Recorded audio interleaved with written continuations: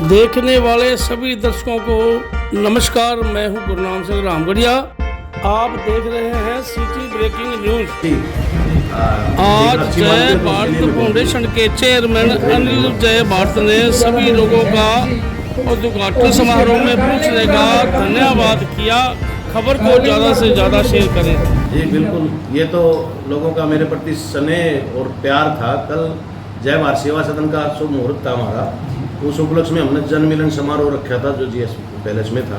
तो उसमें ढेर सारे लोग हमारे बड़े खुशी से, हौसले से और ढोल नगाड़ों के साथ आए और बहुत ज़्यादा संख्या में हमारे साथी सभी वहाँ पहुँचे। अनिल जी, ऐसा क्या हुआ कि आपको असंध हल्के में समाज सेवा के या राजनीति के लिए असंध हल्का को चुनना पड़ा? असंध हल्के के साथ मेरा लाड और उन असंध वासियों का मेरे प्रति जो लाड और स्नेह, इसलिए मैंने असंध हल्के की सबसे बड़ी समस्या क्या लगती है आपको? आप ये पूछो कि असंध के अंदर समस्या है क्या नहीं है। असंध के अंदर समस्या ही समस्या है। असंध के अंदर सड़कों की व्यवस्था ठीक नहीं है। असंध के अंदर एजुकेशन की व्यवस्था ठीक नहीं है। असंध के अंदर स्वास्थ्य की व्यवस्था ठीक नहीं है। असंध के अंदर पानी की निकासियों की व्यवस्था ठीक नहीं है। चाहे वो निकासी गाँव से रिलेटेड बात करें, चाहे वो खेतों की जल भराव की बात करें, हर जगह पानी की निकासी और ये इस प्रकार की बहुत ढेर सारी समस्याएं हैं। सर, कल की रैली की सफलता के बाद कोई राष्ट्रीय पार्टी आपको टिकट देना चाहेगा, चुनाव लड़ोगे? भाई, अगर कोई सेलेक्टेड अच्छी पार्टी हुई और जिसको हल्का संधवासी मतलब मुझे आदेश करें, हाँ भाई कर, तो बिल्कुल लड़ूंगा। अनिल जी, असंध क्षेत्र के लोग, हल्का संध के लोग आपका सहयोग क्यों करें? क्या आपने ऐसा कर दिया कि असंध क्षेत्र के लोग आपको सपोर्ट करें, वोट दें?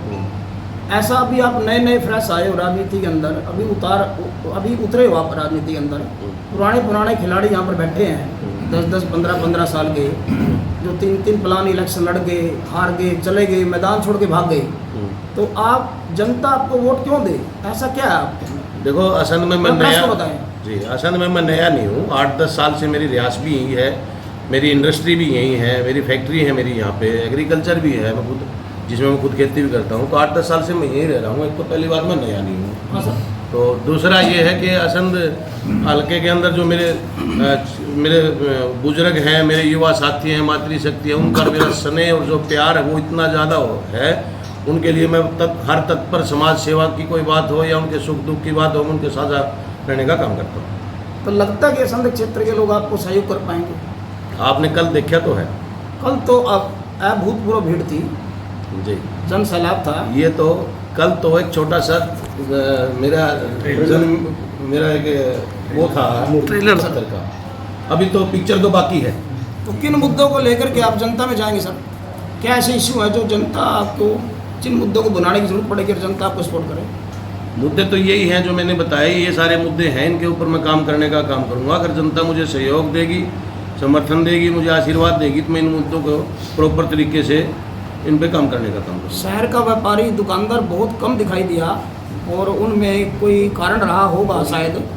ग्रामीण क्षेत्र की जनता बहुत थी और महिलाओं की संख्या भी 60-70% थी, इसमें कोई शक नहीं है। तो शहर का व्यापारी दुकानदार क्यों नहीं आ पाया, क्या कारण?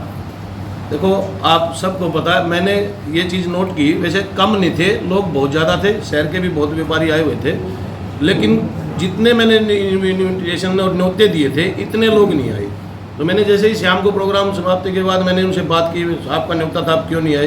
कई लोगों ने, जैसे मंडी के कई लोगों ने कहा, नहीं भाई साहब, यहाँ तो कुछ लोग ऐसे हैं जो हमारे पीछे पड़ जाते हैं, हमारा लाइसेंस कैंसिल ना करवा दें। कुछ व्यापारी वर्ग जैसे शहर दुकानदार हैं, उन्होंने कहा भाई कल कोई परेशानी ना हो जाए। कुछ लोगों के साथ पहले ऐसा हुआ है, किसी का पर्चा दर्ज करवा दिया गया है। कुछ नेता यहाँ स्थानीय या ऐसे हैं जो जिनके रवैये ऐसे हैं, वो लोगों को परेशान करने की कोशिश करते हैं और उनके खिलाफ वो पर्चे दर्ज भी करवाते हैं। आप लोगों को भी पता है, शायद 1-2 पत्रकार साथी भी पहले इनका शिकार हुआ है। 5-6 साल से एक नेता जो बड़ा तंग कर रहा है, डर का माहौल पैदा कर रहा है। अगर आप कामयाब होते हो तो इस डर का माहौल ठीक करोगे? मैं आप लोगों के माध्यम से एक संदेश देना चाहता हूँ असंधवासियों को कि किसी को कोई भी परेशानी हो, आधी रात मेरे को फ़ोन करें। मेरे गेट, मेरा ये जो ऑफिस है, दफ्तर है जय भारत सेवा सदन, इसके गेट 24 घंटे किसी भी परेशानी को दूर करने के लिए हर आदमी के लिए 24 घंटे खुले मिलेंगे। मुझे संतवासी छत पे खड़े होकर आवाज़ करते हैं भाई मेरे साथ ये परेशानी, मैं उसके साथ खड़ा हूँ। दूसरी बात, वो जो इस प्रकार के लोग हैं वो थोड़ा सा इस बात को गौर से सुन लें आपके माध्यम से। अगर किसी मेरे साथी की तरफ किसी ने उंगली करने की कोशिश की, मैं नरम हूँ, शरीफ हूँ, लेकिन कमज़ोर ना समझे। तो जो मेरे साथी हैं वो मेरे परिवार के मेंबर हैं, मेरे घर के मेंबर हैं। अगर घर के किसी सदस्य को कोई परेशान करेगा तो वो सहन करने योग्य नहीं होगा, उसको सहन नहीं किया जाएगा। संत हल्का की जनता से क्या अपील करेंगे?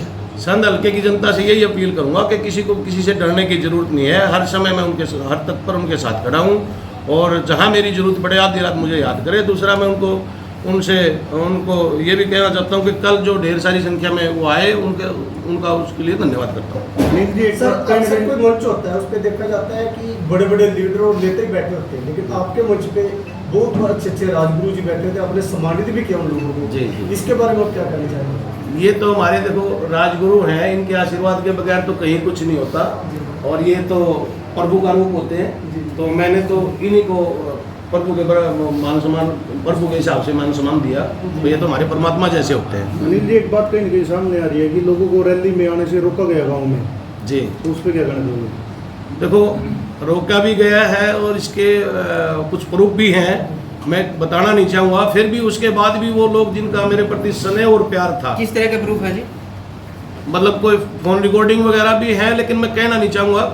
उसके बाद भी भले ही उन्होंने कुछ लोगों ने रोकने की कोशिश की, बरेली सक्सेस ना, उसके बाद भी उन लोगों का स्नेह और प्यार वो उनके फ़ोन को या उनके उसको रोक नहीं पाया। और वो लोग सारे यहाँ पर रैली में आए, उन्होंने आके मुझे आशीर्वाद भी दिया। ये मैं तो पिछले कई साल से लोगों की सेवाई कर रहा हूँ, पर एक तो होता है कुछ हाथ में आने के बाद लोग करते हैं, मैं तो पहले करने लग रहा हूँ। मैंने कई जगह आप कल बताया भी था, आपने सुना भी कल, कहीं जैसे कल हमने बारी गाँव की 65 लड़कियों को सर्टिफिकेट से सम्मानित किया, जिनका सिलाई सेंटर का 3 महीने का जो पीरियड था वो पूरा हुआ। 3 महीने का समय होता है हमारा सिलाई सेंटर का, कोर्स पूरा हो जाता है। उनको भी सम्मानित किया, और अब अगले गांव शुरू कर रहे हैं। कई गांव में और भी है। स्वास्थ्य हेल्थ से संबंधित हमने कैंप लगाए हैं, 9 से 10 गाँव हम कवर कर चुके हैं। महीने में 4 कैंप लगाते हैं, और वीकली हम 1 कैंप लगाते हैं। तो वो भी हमारा प्रोग्राम चालू है, वो भी कंटिन्यू। सलमान साहब, असंध आने से पहले आपका किसी राजनीतिक पार्टी से लगाव रहा है?